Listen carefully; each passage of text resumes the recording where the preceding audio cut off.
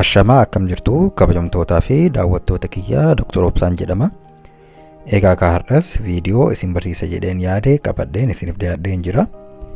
Sagantaa keenya kan har'aa irratti karaalee walqunnamtii saalaa itti fooyyeessuu dandeenyu jechuun Yuunivarsiitiin Haarvaard qorannoo bareeda maxxansee dhiyeessee jira.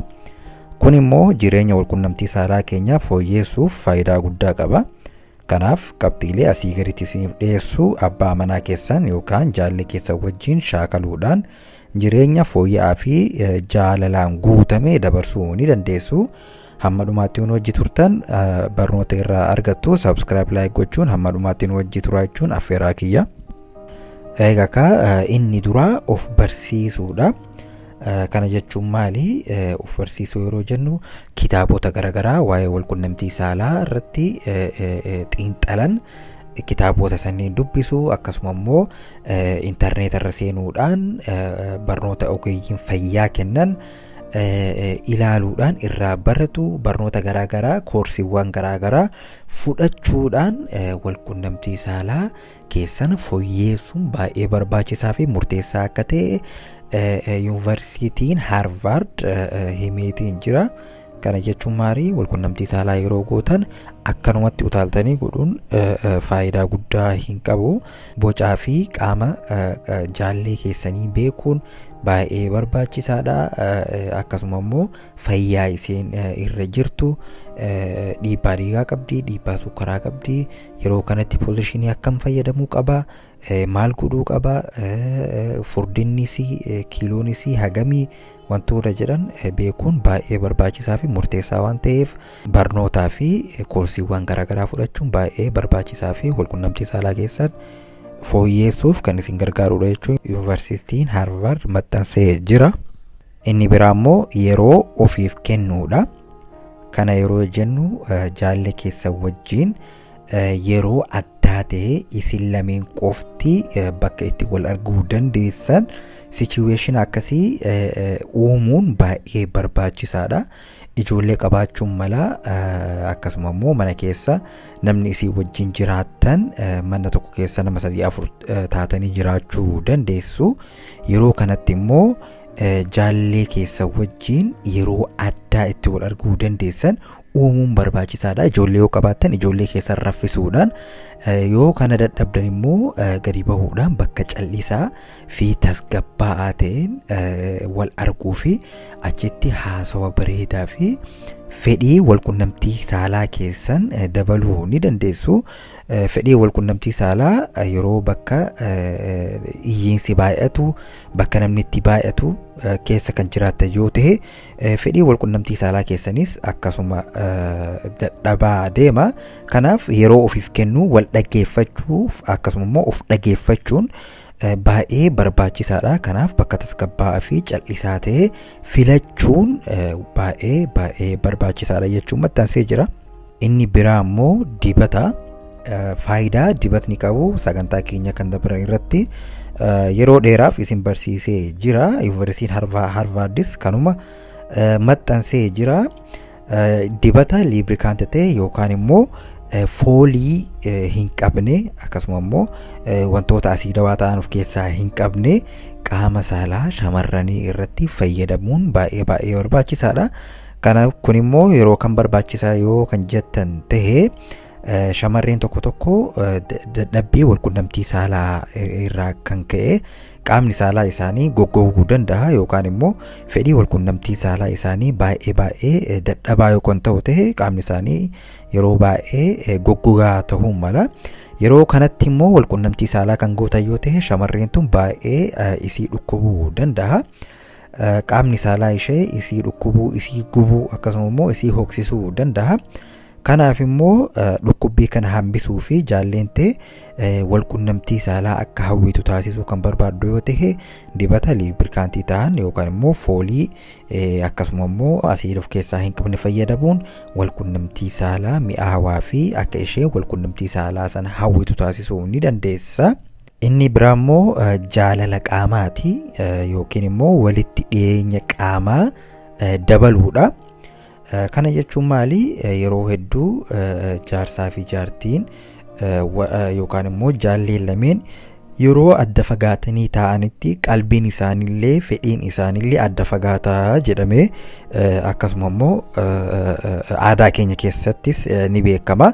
Kanaaf walitti dhiyaatanii taa'uu, wal tuttuquu, wal dhungatuu, wajjiin taphatuu, qaama keessan walii riguu maasaajii adda addaa walii godhuu baay'ee barbaachisaa fi qaamaa fi qalbii keessanis akka walitti dhiyeessu beekamaadha. Kanaaf immoo yeroo ati dalagaa galtu yookaan immoo yeroo jaalleentee mana teettee seedutti alaa ol seentee jaalleetee hammatuu, dhungatuu, yeroo teessutti uf jala seensistee teessisuu, uffata uffattan waliin sheer gootanii uffatu, wantoota garaagaraa fiilmii yookaan laaltan ta'e walitti dhiyaattanii walirra ciciistanii wal tuttuqaa ilaaluun baay'ee barbaachisaa fi qaamaa qalbii keessanis kan walitti dhiyeessuudha jechuun yuunivarsiitiin Harvard baasee jira. Inni biraa immoo wal quunnamtii saalaa bakka jijjiiruun yaaluudha. Namoonni tokko bakkuma tokkoo fi haaluma tokkotti umrii isaanii guutuu wal quunnamtii saalaa godhu. Waggaa 10, waggaa 20, waggaa 30 siree tokko irratti bakka osoo hin jijjiirin yeroo maraa kutaa tokko keessatti wal quunnamtii saalaa godhu. Kun immoo baay'ee rakkisaa fi shamarreen sunis wal quunnamtii saalaa kana akka hifattu, dhiirri sunis yookaan abbaan manaa ishees akka wal quunnamtii saalaa san hin yaanne kan taasisuudha. Kanaaf bakka jijjiiruu barbaachisaadha. Yeroo tokko bakka ciisichaa keessanitti wal quunnamtii saalaa yeroo hedduu kan raawwattan yoo ta'e, yeroo tokko saaloonii keessatti gabbahuudhaan wal quunnamtii saalaa, akkasuma immoo shaaworii keessatti bakka adda addaa yookaan immoo gadi bahuudhaan hoteela torbaanitti ta'uu danda'a, ji'aatti ta'uu danda'a, yoo danda'amne waggaattis yeroo tokko yeroo lama ta'uu danda'a, ayyaana sababeeffachuudhaan yookaan immoo wantoota garaagaraa sababii gochuudhaan gadi bahuudhaan hoteela garaagaraatti bakka jijjiiruudhaan wal quunnamtii saalaa godhuun baay'ee barbaachisaa fi murteessaadha. Bakkuma tokkotti, firaashuma tokko irratti, sireema tokko irratti umrii amata 10, amata 20, waggaa 30 wal quunnamtii saalaa kan gootan yoo ta'e baay'ee hifachiisaa fi akka isin wal hin yaanne kan taasisuudha. Kanaaf poozishinii illee jijjiiruun baay'ee barbaachisaadha. Shamarreen jala ciistee dhiirri tokko gubbaa koree wal quunnamtii saalaa eegalee akkasumatti kan fixe yoo ta'e, umrii isaa guutuu haaluma saniin kan godhu yoo ta'e, shamarreen sunis akka wal quunnamtii saalaa saniin hin hawwine, abbaan manaa isheetis akka ishee hifatuu fi bakka bareeda yookaan argatu ta'e ishee dhiisee deemuu danda'a. Kanaaf wantoota kana akka itti yaaddan baay'ee barbaachisaa fi murteessaadha jechuun yuunivarsiitiin Harvard ibsa baasee jira. Inni biraa immoo haasawa wal quunnamtii saalaatiif nama kakaasu haasa'uudha. Kanas barnoota irratti isin barsiisee tan jira. Kana jechuun maali? Harmi kee ni bareeda, qaamni kee ni bareeda, qaamni saalaa kee ni mi'aawaa, hafuurri kee ni urgaawaa, hidhiin kee ni bareeda, dhamdhamni kee ni mi'aawaa jechuun jaallee kee shamarrees yoo kan taatu taate dandeettiin ati sirriitti qabdu baay'eedhas na jedha, baay'ee na gammachiisa. Akkasuma immoo jajjabinni qaama keetii natti tola, rifeensa kee nan jaaladha, ija kee nan jaaladha, harkaa yeroo na tuqxu qaamni koo baay'ee gammada jechuudhaan jaallee kee wal sossobuun baay'ee yookaan immoo wal quunnamtii saalaatiif akka wal kakaastaniif baay'ee barbaachisaadha. Kanaaf dhiironnis yookaan immoo shamarreen takkallee jaarsaaf yookaan immoo jaallee keetii wantoota kana jechuun baay'ee barbaachisaa fi murteessaadha jechuun. Kana jechuun maali? Sagantaa keenya kan dabre irratti wantoota kana yeroo dheeraaf isin barsiisee waan jiruuf duuba deebi'uun ilaaluu fi baratuu ni dandeessu. Inni biraa immoo sochii qaamaa taasisuudha.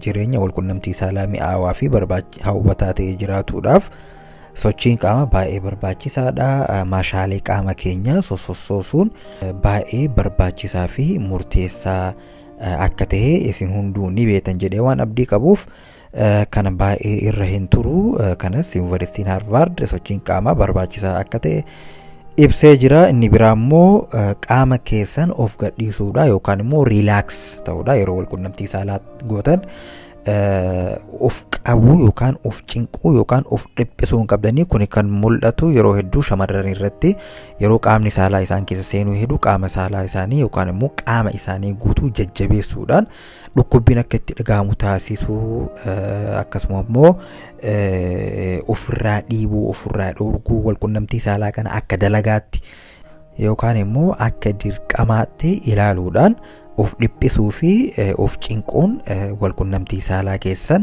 akka mi'aawaa hin taane gochuu ni danda'a. Gama biraatiin immoo dhiirris dafee jigsaa laata yookaan immoo jechuudhaan of dhiphisuudhaan wal quunnamtiin saalaa raawwatamu baay'ee fokkisaa fi jiruu keessaniifis baay'ee kan isin dararuudha. Kanaaf shamarreenis dhiirris wal quunnamtii saalaatti yeroo seentanitti sammuu keessanis qaama keessanis of gadhiisuudhaan riilaaks ta'uudhaan wal quunnamtii saalaa kana akka bashannanaatti akka taphaatti ilaaluudhaan raawwatuun baay'ee barbaachisaa fi wal quunnamtii saalaa bareedaa godhuuf kan isin gargaarudha jechuun yuunivarsiitiin Harvard maxxansee jira. Inni dhumaa immoo vaayibireetara fayyadamuudha. Dadhabbii yookiin kaka'umsa wal quunnamtii saalaa dadhabaa kan qabaattu yoo ta'e vaayibireetara fayyadamuun ogeessa fayyaatiin dabree kan gorsamuudha. Garuu kuni haala biyya keenyaa wajjin fi aadaa fi safuu biyya keenyaa wajjin hin deemu natti fakkaata. Kanaaf immoo wanta kana fayyadamuun barbaachisaa fi kan ta'u yoo ta'e jaalle keessa wajjin mari'atuudhaan hayyama isaa gaafatuudhaan akkasuma immoo isin lachuu mari'attanii ogeessa fayyaa wajjinis haasa'uudhaan waan kana fayyadamuu ni dandeessu. Vaayibireetarri kun maali? Qaamni saalaa shamarreen tokko fedhii wal quunnamtii saalaa dadhabaa fi homaatu dabree fedhii wal quunnamtii saalaa homaatu shamarreen hin qabne ni jirti. Sababbii fayyaa qaamaa yookaan immoo sababbii rakkoo xiinsammuutiin fedhii wal quunnamtii saalaa guututti shamarreen takka dhabuu ni dandeessi. Kanaaf immoo vaayibireetarri kun maali? Qaama saalaa ishee istiimuleet godhuudhaan riguudhaan sochoosuudhaan oowwaa fi jiidha inni barbaadu isaaf kennuudhaan qaamni saalaa ishee akka jiidhuu fi fedhiin wal quunnamtii saalaa ishee akka kaka'u godhuu ni danda'a. Biyya keenyattis namoonni tokko akka fayyadamaa jiran shamarreen takka akka fayyadamaa jiran ni beekna. Kanaaf ogeessa fayyaa fi jaallee keessa wajjin yoo kan mari'attanii itti amantan ta'e kanas fayyadamuu ni dandeessanii. Kuni maali? Yeroo tokko immoo suusii namatti ta'uu fi fedhii dhiiraa wajji wal quunnamtii yeroo baay'atu. Kana jechuun maali? Baay'inaan waan kana yoo kan fayyadamtan ta'e vaayibireetara kana kan fayyadamtan yoo ta'e fedhii wal quunnamtii saalaa dhiiraa wajji godhuu keessan ajjeesullee danda'a. Akkuma kakaasuu danda'utti yoo kan baay'atu ta'e ajjeesullee waan danda'uuf of eeggannoo cimaadhaan jaalle keessa wajjin eega mari'attanii booda itti fayyadamuu ni dandeessu. Haalli biraa haalli dadhabbii wal quunnamtii saalaa kan qabaattan yoo ta'e karaaleen hedduun ni jiranii dadhabbii wal quunnamtii saalaa kana hambisuudhaaf akkasuma immoo fedhii wal quunnamtii saalaa keessanii dabaluudhaaf karaan hedduu waan jiruuf karaalee san fayyadamuu ni dandeessu. Egaa kabajamtootaa fi daawwattoota kiyya sagantaa kiyya kan har'aas irratti xumureen jira. Barnoota akka irraa argattan abdiin qaba. Subscribe, like gochuun hamma dhumaatti waan na wajji turtaniif galatoomaa jecha fayyaa argadhaa, fayyaan dhabinaa.